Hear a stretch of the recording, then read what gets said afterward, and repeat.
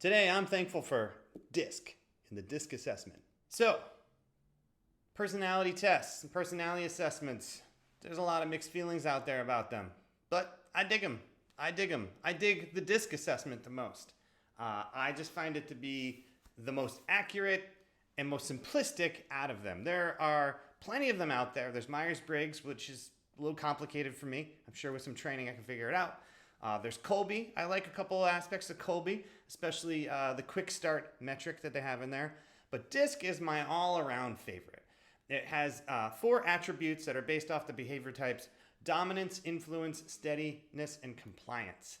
And it doesn't tell you whether they're a good person or not. It tells you what kind of person they are in the way that they think and what environment they thrive in and what environment will drive them absolutely crazy, right?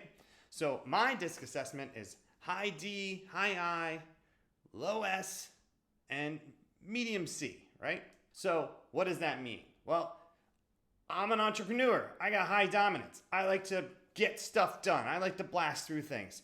High I, influence. It kind of comes down to you like to be liked. I like to be liked. I like people to like me. I like to make friends. I'm a people person. I have low S, like steadiness. Like I thrive in chaos. I could care how steady my day is. I just bounce around for everything. And then compliance is like being well organized and detailed.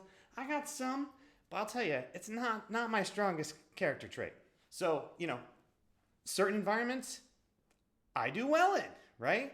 So if it's a very constrained, organized, and rigid environment, I'll go crazy. I have low S and low C. I don't like that. It's just too many rules. Too many rules for me. But then there's other folks who are like, I like steadiness. I like predictability. I like to come in and do my job. I like to kick ass at my job. I like to do a very detailed job every day. And if you're always moving my cheese, I'm going to lose my mind, right?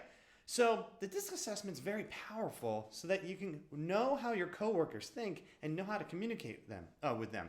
One of my favorite stories is one of my favorite employees, my number 2 man at G2 at the end, Caleb. His DISC assessment literally says, does not like loud noises, right? And he's sharing an office with me, right? So I need to know that Caleb doesn't like it when I'm like, hey, I got this idea. And he's like, dude, right in the middle of something, right? So that's true story. And then I used to make a game out of it called Loud Noises, but that's because I'm high D and kind of a jerk when it comes to being sarcastic and taunting people. Different story though.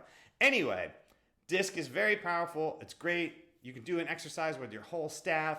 People learn how different people like to work and how they need to be communicated with or how they prefer to be communicated with, which makes a huge difference in the workplace. Another very important thing that I'll point out about DISC is I use it very specifically when hiring salespeople. There are really 2 types of salespeople. People who are high D and high I, right? If you get back a sales candidate and they're not high D or high I, they're not going to be a good salesperson. They might be a good sales admin or a good sales manager, but they're not going to be good at sales. And there are 2 different types of sales approaches, right? I'm more of a high I sales approach. I want to be your friend. I want you to like me for me. I want you to like my business for what we do genuinely and buy from me, right? And then there's a high D salesperson who's, you know what? I got a great product. What do I got to do to get you in this car? We got to close some business, right? And there's different prospects out there. So there's some prospects where you're like, this person totally needs a high I. This person needs to be taken out to lunch and won over. They're a skeptic. They don't like to be sold. Give them the high I person. This person doesn't have time for anything.